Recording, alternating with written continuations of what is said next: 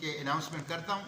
جماعت اسلامی نے ہمیشہ دیر کے عوام کی خدمت کی ہے اور جماعت اسلامی ایک ایسی پارٹی ہے کہ جنہوں نے ہمیشہ وہ قیادت دی ہے جو ٹرانسپیرنٹ ہے, امانت دار اور دیانتدار ہیں اور خدمت کرنے والے ہیں. اور مجھے یقین ہے انشاءاللہ کہ جو قیادت ہم پیش کر رہے ہیں ماضی کی طرح وہ ٹرانسپیرنٹ, امین اور دیانتدار قیادت ہیں اور دیر کے عوام جو ہیں ان کے اوپر انشاءاللہ اعتماد کریں گے.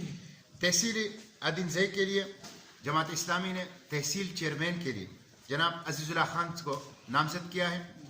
تحصیل تیمرگرہ کے لیے تحصیل چیئرمین کی منصب کے لیے جماعت اسلامی نے ریاض خان کو نامزد کیا ہے.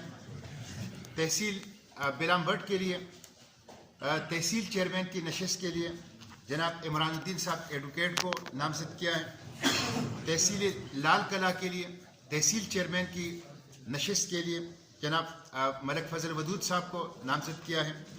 اسی طرح تحصیل منڈا کے لیے تحصیل چیئرمین کی نشست کے لیے جناب ہمایون صاحب سابق ناظم کو نامزد کیا ہے. اور تحصیل سمرباغ کے لیے تحصیل نشست کے لیے سابق ناظم سید احمد بادشاہ کو نامزد کیا ہے.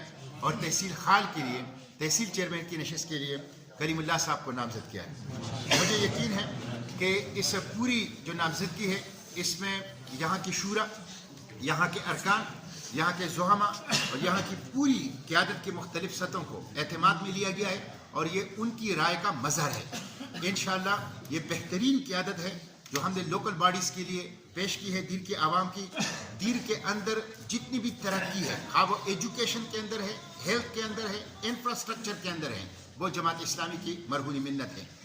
ہم ترقی کے اس سفر کو جو کٹ چکا ہے انشاءاللہ اس سفر کو ہم 2022 میں بلدیاتی انتخابات جیت کر انشاءاللہ اس کو دوبارہ کنیکٹ کریں گے اور اس کو جاری رکھیں گے. بہت شکریہ.